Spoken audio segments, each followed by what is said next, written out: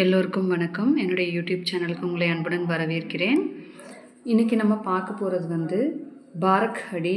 பாரக்ஹடியில் நம்ம தமிழில் எப்படி கக்கா, கிக்கி, குக்கு அப்படி படிக்கிறோமோ அந்த மாதிரி ஹிந்திலையும் இருக்குது. அது நம்ம எப்படி வாசிக்கணும் அப்படிங்கிறத நம்ம இப்படி பார்ப்போம்.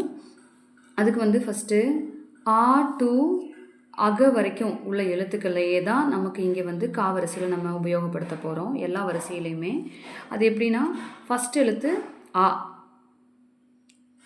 அப்போது நம்ம எழுத்துக்கள் வரிசையில் ஃபஸ்ட்டு வர்றது என்னென்னா கான்சனன்ஸில் கா, இங்கே ஆ, இங்கே கா.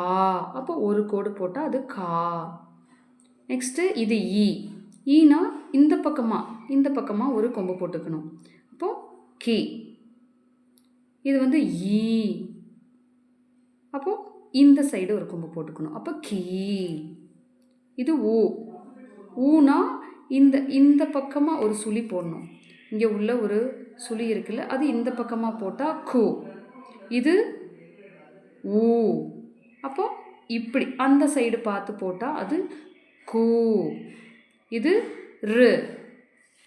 ருக்கு நம்ம என்ன பண்ணணும்னா அந்த அந்த காவையே அப்படியே போட்டுட்டு இப்படி ஒரு இழுத்துடணும்.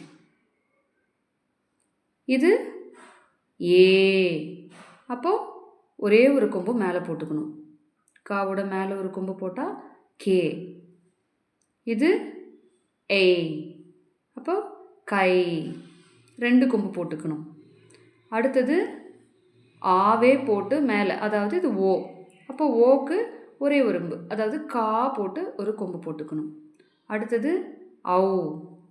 அவுங்கும்போது நம்ம என்ன பண்ணோம், கா போட்டு 2 கொம்பு போட்டுக்கணும். அது அவு.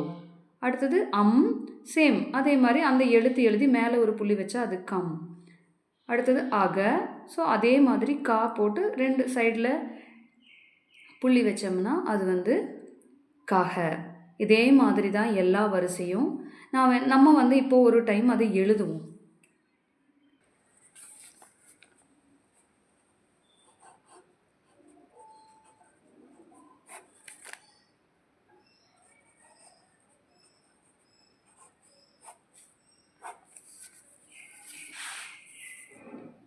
ஃபஸ்ட்டு என்ன எழுத்து கா. அப்போது வெறும் அந்த எழுத்தை மட்டும் எழுதிக்கணும். அடுத்தது ஒரே ஒரு இந்த கோடு போட்டுக்கணும், அவ்வளோதான். காக்கு பக்கத்தில் ஒரு கோடு போட்டு மேலே சுரேகா போட்டோம்னா கா. அடுத்தது கா போட்டு இந்த பக்கம் ஒரு கொம்பு போட்டுட்டோம்னா அது கி.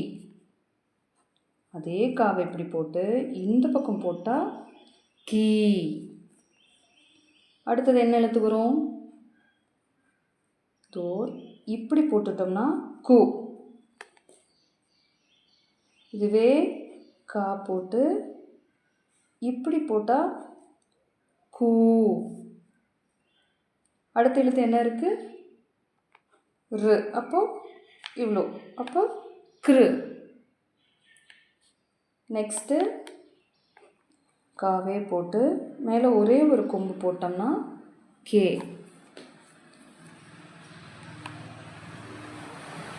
கா போட்டு 2 கொம்பு போட்டோம்னா கை.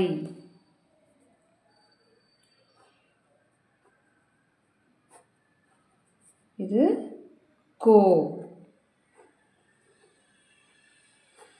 கௌ.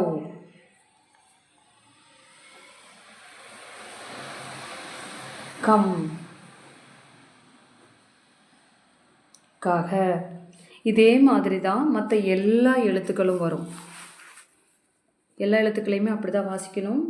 இது அடுத்தது காவரிசையோட அடுத்த எழுத்து க, க, கி, கி, கு, கு, கு, கே, கை, கோ, கௌ, கம், கக. ஸோ இதே மாதிரி தான் மற்ற எல்லா எழுத்துக்களுக்கும் தாவரிசையிலேருந்து இந்த தா ஸோ ஹா வரைக்குமே இருக்குது. ஸோ எல்லா எழுத்துக்களுக்குமே நம்ம இந்த மாதிரி தான் போட்டு வாசிக்கணும். மீண்டும் அடுத்த வீடியோவில் சந்திப்போம்.